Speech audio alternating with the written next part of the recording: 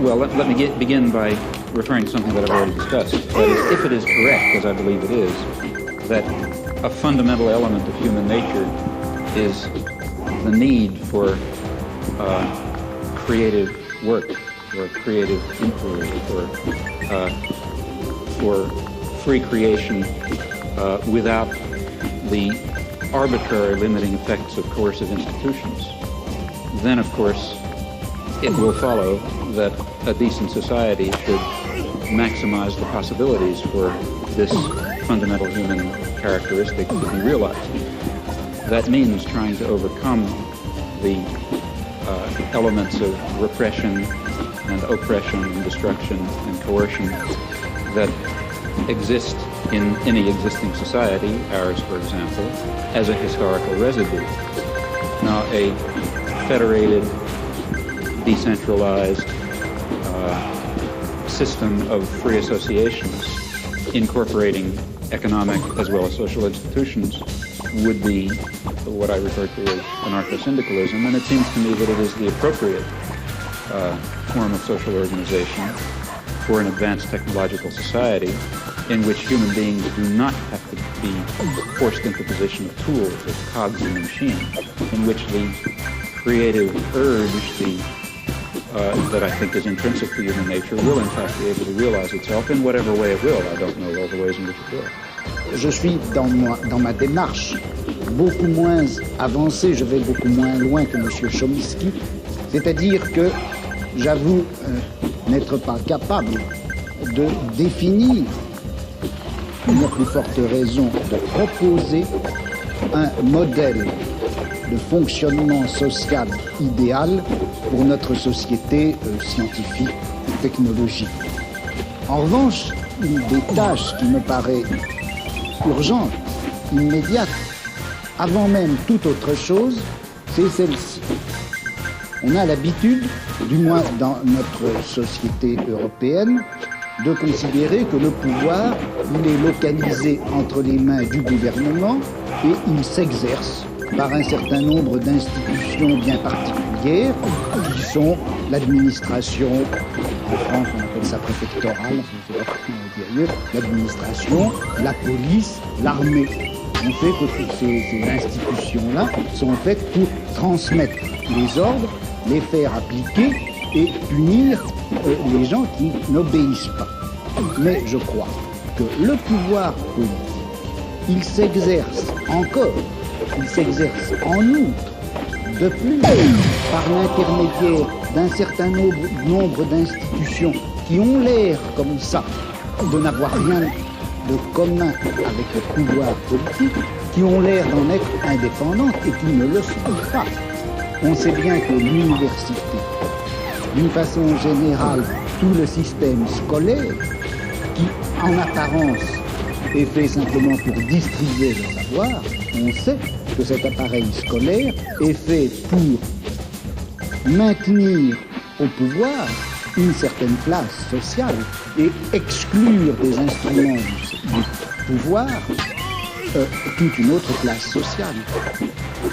Quelque chose comme la psychiatrie, qui en apparence aussi n'est destinée qu'au bien de l'humanité et à la connaissance des psychiatres, la psychiatrie est encore une certaine manière de faire peser un pouvoir politique sur un groupe social. La justice également.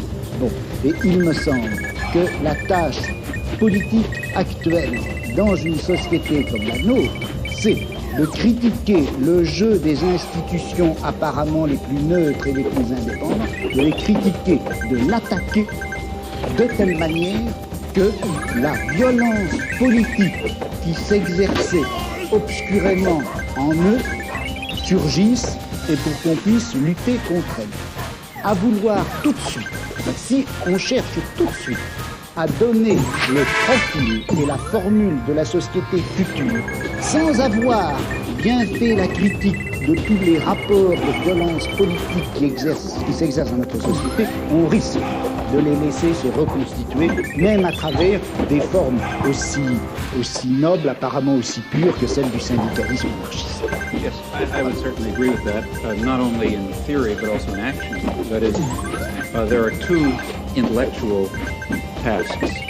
One, and the one which I was discussing, to try to create the vision of a future just society. Another task is to understand very clearly the nature of power and oppression and terror and destruction in our own society. And that certainly includes the institutions you mentioned, as well as the central institutions of any industrial society, namely the economic, commercial, and financial institutions, in particular in the coming period, the great multinational corporations, which are not very far from us physically tonight. Those are the basic institutions of oppression, coercion, and autocratic rule that appear to be neutral. After all, they say, well, we're subject to the democracy of the marketplace. Still, I think it would be a great shame to lose or to put aside entirely the somewhat more abstract and philosophical, if you like, task of trying to draw the connections between a concept of human nature that gives full scope to freedom and dignity and creativity and other fundamental human characteristics, and relates that to some notion of social structure in which those properties could be realized, in which meaningful human life could take place. And in fact, if we are thinking of social transformation or social revolution, though it would be absurd, of course, to try to draw out in detail the point that we're hoping to reach, still we should know something about where we think we're going. And such a theory may tell us here. Oui, mais alors là, est-ce qu'il n'y a pas un danger? Si on dit que il existe une certaine nature humaine, que cette nature humaine n'a pas reçu dans la société actuelle les droits et les possibilités qui lui permettraient de se réaliser. C'est bien ce que vous avez dit.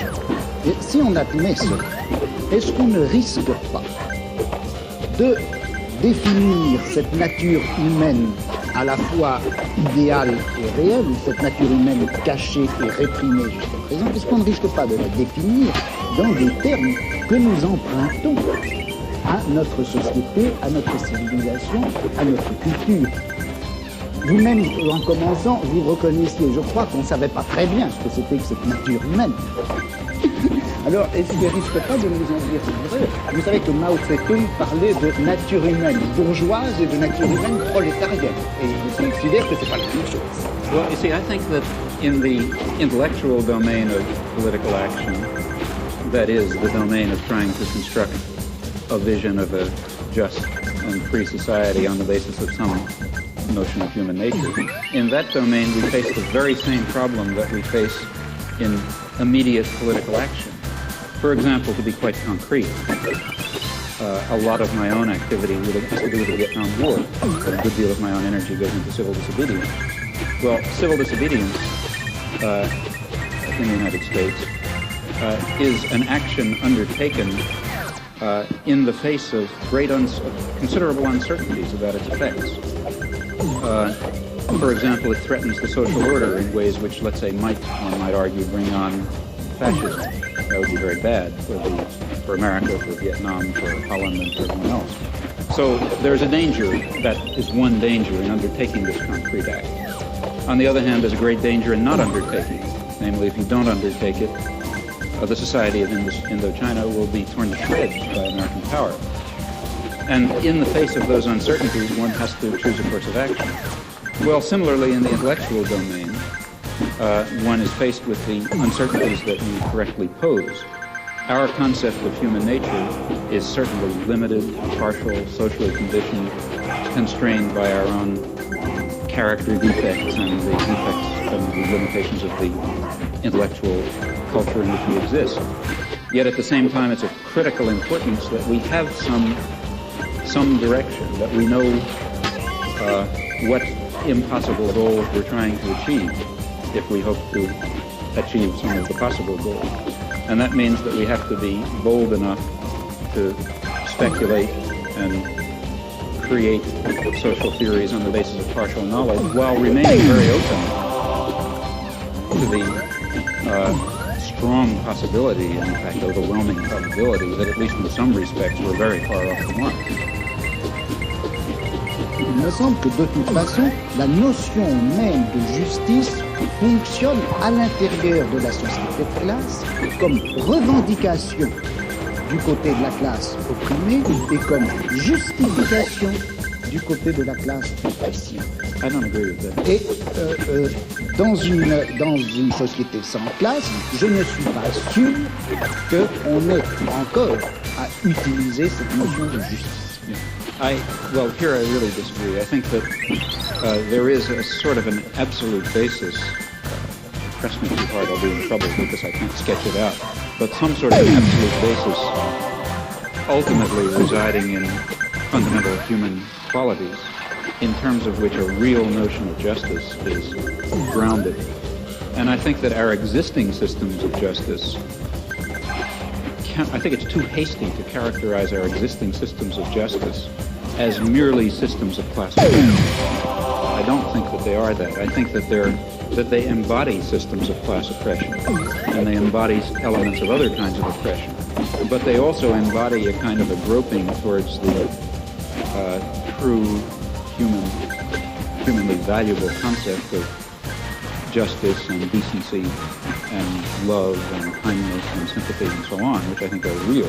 Je dirais simplement ceci, je ne peux pas m'empêcher, contrairement à ce que vous pensez, je ne peux pas m'empêcher de croire que cette notion de nature humaine, cette notion de bonté, de justice, d'essence humaine, de réalisation de l'essence humaine, tout ça, ce sont des notions et des concepts qui ont été formés à l'intérieur de notre civilisation, dans notre type de savoir, dans notre forme de philosophie, et que par conséquent, ça fait partie même de notre système de classe, et qu'on ne peut pas, aussi regrettable que ce soit, on ne peut pas faire valoir ces notions pour décrire ou justifier un combat qui doit en principe bouleverser les fondements mêmes de notre société.